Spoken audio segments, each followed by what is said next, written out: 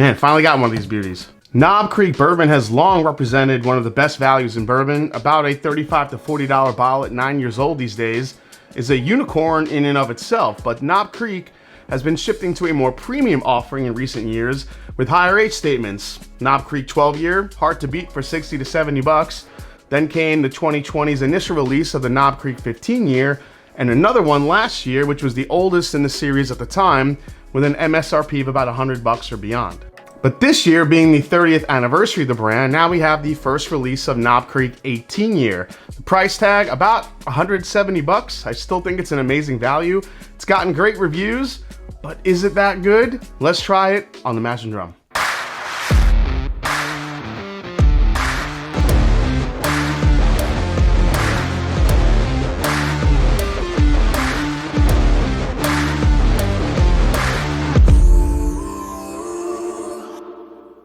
What's up, folks? I'm Jason C from the Mash and Drum, and welcome back to the show. Like, subscribe, and share, and do all the things you need to do to help grow the channel. Really appreciate it.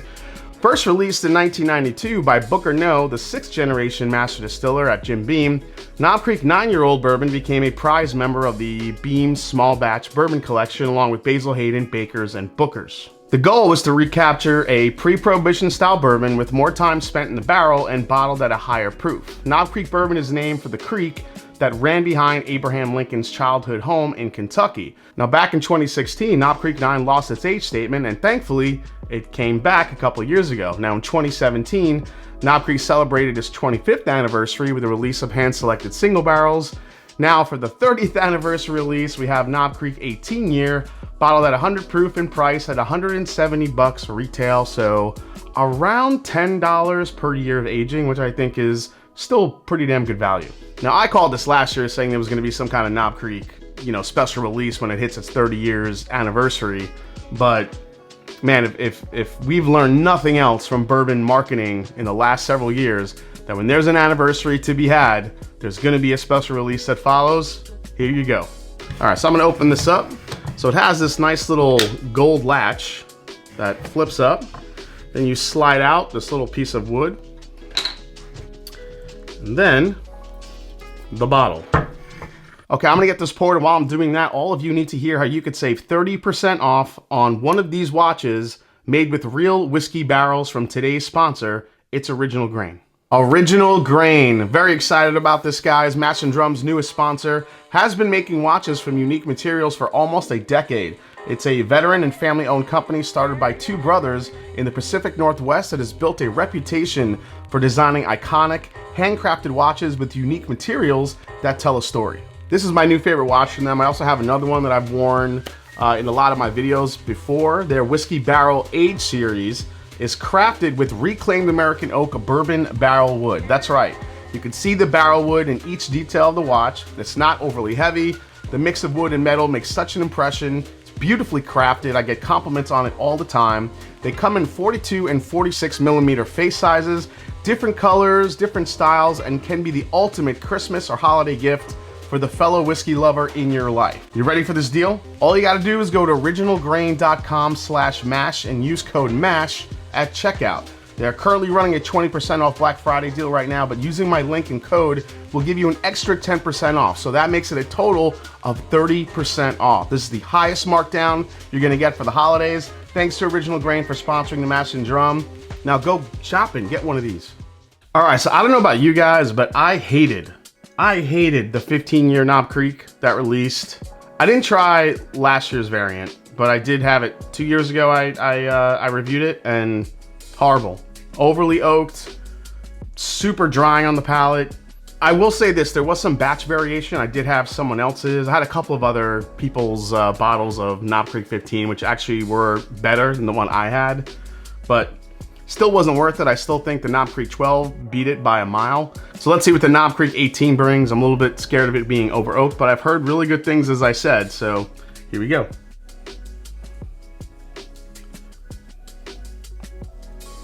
Okay, well, the nose is very surprising.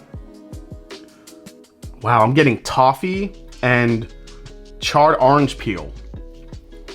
And that's one of those notes, that charred orange peel note, or like an orange creamsicle, orange tea, is something I get from Old Grandad 114 and even the OGD 100 proof bonded.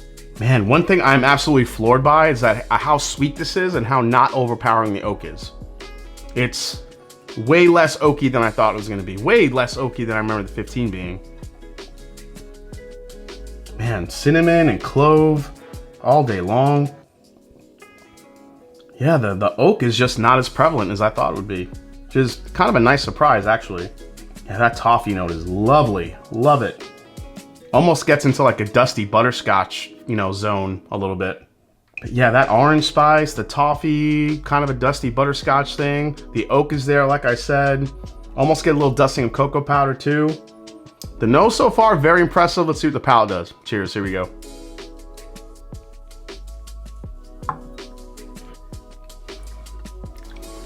What? Ooh, nice finish on it. That is not what I expected.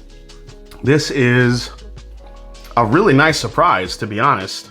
There's a lot of char and oak here, but man, it's very sweet up front. Way sweeter. Again, just like the nose, a lot sweeter than I thought it was gonna be. I didn't think it was gonna be this, I guess, under oaked, as you know, for lack of a better term here.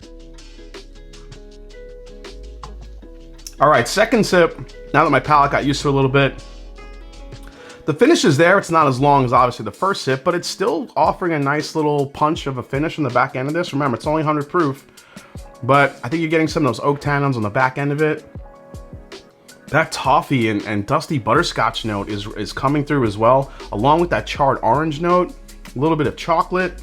It's a very distinct rye spice and dark fruit note here. More of like a, I don't know, maybe like a black raspberry, something like that. Well, it's a huge surprise. Way sweeter than I thought it was gonna be.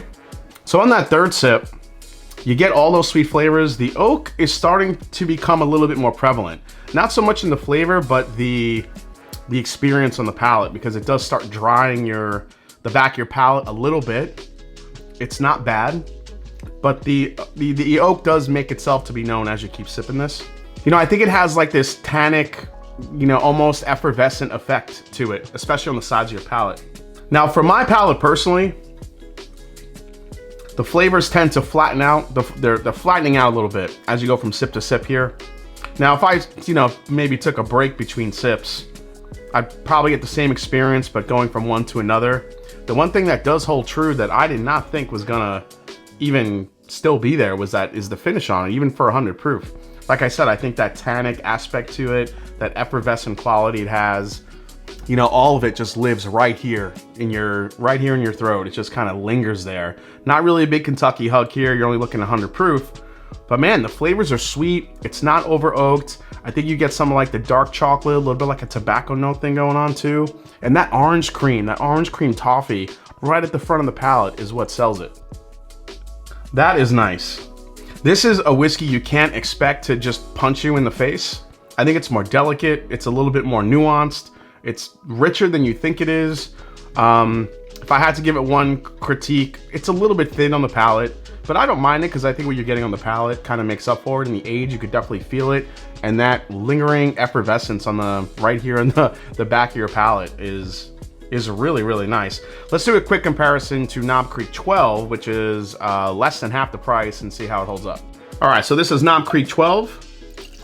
This is about a $60 to $70, $80 bottle, depending where you are. Still an unbelievable value. But let's see if we could find the differences here. Big difference here on the nose.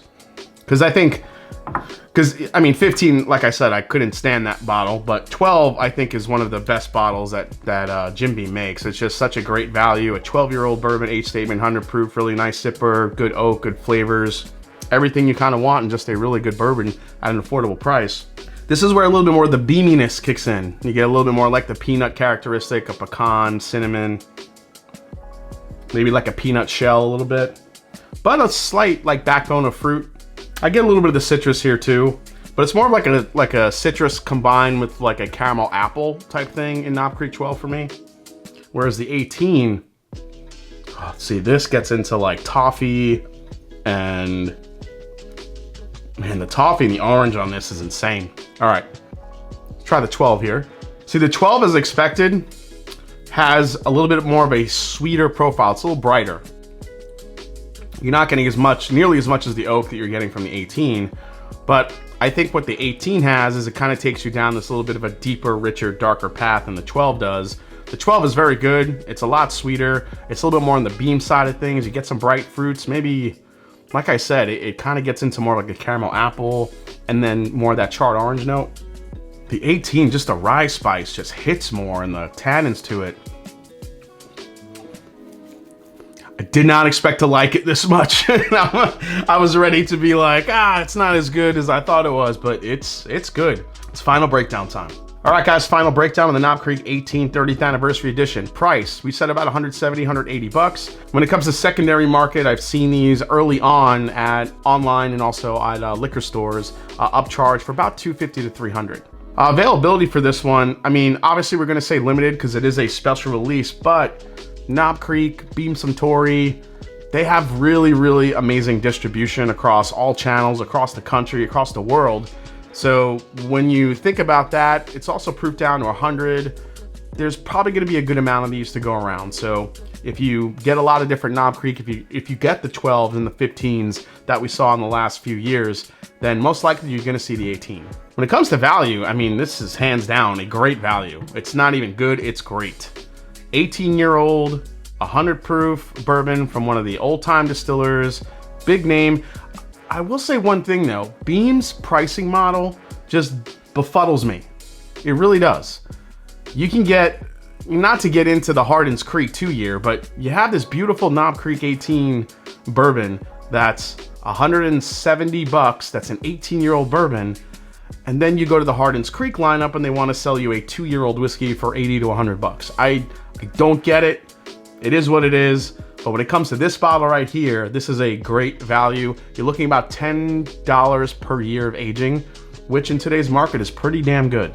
The most I'd pay, I mean, I'm really loving this bottle. I think I'd probably go 100, you know, I might go to 2 to 250 for this, because even at 250, there's a lot younger bourbons being sold for 250 plus that are a lot younger than this. So 18 year, I would probably spend 250 on this for another one, or if it was the last one left, if I had to get it, I might go up to 250 on this bottle. Is it a recommend? This is a resounding yes on this one. I love this bottle. And I think maybe I love it so much because it just surprised the shit out of me. Honestly, I thought this was gonna be over oaked, thought it was gonna be too much age for a bourbon, 100 proof, the oak was gonna take over, and that was not the case at all. It is sweet, it is spicy, it is balanced, gives you a nice little tannic, effervescent experience on the back of the palate. Do I think for some folks this could be a little bit more sensitive to oak? Could this be a little bit too much? Maybe. It does give a kind of a drying aspect on the finish as well. But when it comes to an 18-year-old bourbon from one of the biggest distilleries in the land, you know, I've been giving Beam a lot of crap this year, but this release right here, home run. All right, guys, I hope you enjoyed this review for the new Knob Creek 18 30th anniversary edition. If you did, hit the subscribe button below. Please hit the like button. If you haven't yet, follow me on Instagram, follow me on Twitter. Let me know down in the comments if you've gotten this one yet, what you think of it. Do you agree with my notes? Do you agree with the breakdown I gave? And as I always say, it's not about the whiskey, it's the people you share it with. Cheers. I'm gonna have to hide this one because I'm gonna go through this thing real quick. Cheers, guys, and see you next time right here on The Mash and Drum.